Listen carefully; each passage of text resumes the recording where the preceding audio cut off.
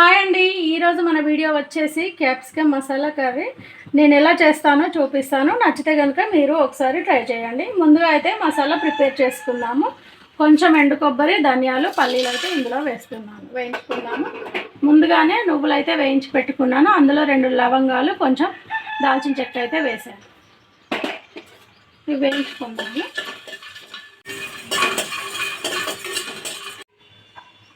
కూర తయారీ విధానం అయితే చూద్దామండి.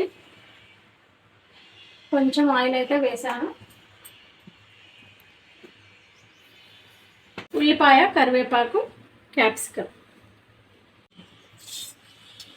ఆయిల్ అయితే వేడైంది. పోపు గింజలు అయితే వేసుకున్నాము. ఆవాలు, జీలకర్ర,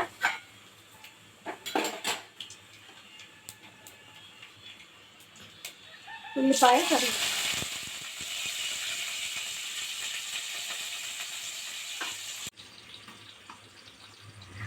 ఇందులో కొంచెం చింతపండు, 4-5 వెల్లుల్లి, కొంచెం జీలకర్ర వేస్తాము. మనం ఇప్పుడు దీన్ని మిక్సీకి అయితే వేస్తాము. కొంచెం అల్లం, కొంచెం పసుపు అయితే వేస్తాను.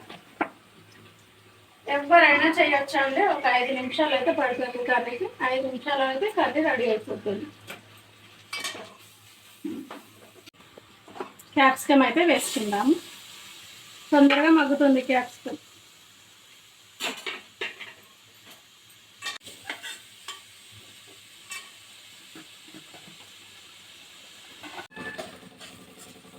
అయితే కలుపుకుందాము.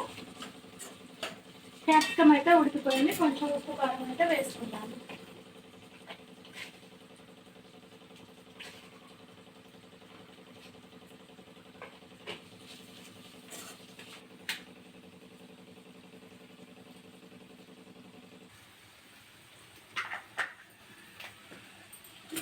మనం ముందుగా మసాలా అయితే పట్టుకున్నాం కదా, ఇప్పుడు ఇందులో అయితే వేసుకుందాము.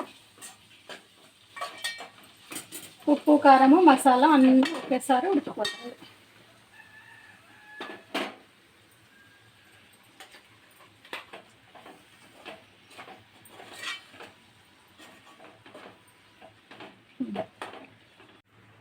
కొన్ని వాటర్ వేసుకుందాం ఇందులోనే.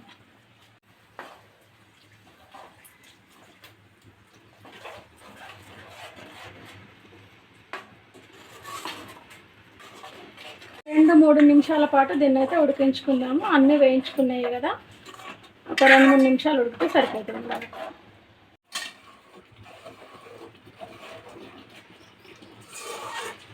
ఇంకొక 2-3 నిమిషాలు ఉడికితే సరిపోతుంది.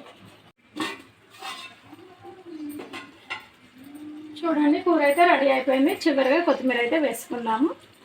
అయితే 5 నిమిషాల్లో క్యాప్సికమ్ మసాలా కర్రీ అయితే రెడీ అయిపోయింది. ఈ వీడియో కనుక మీకు నచ్చినట్లయితే like, share, subscribe. Thank you.